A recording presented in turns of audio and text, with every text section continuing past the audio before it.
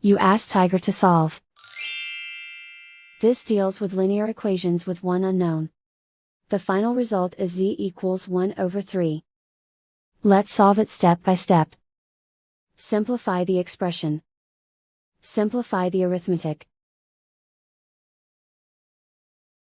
Group all constants on the right side of the equation. Add 3 to both sides. Simplify the arithmetic.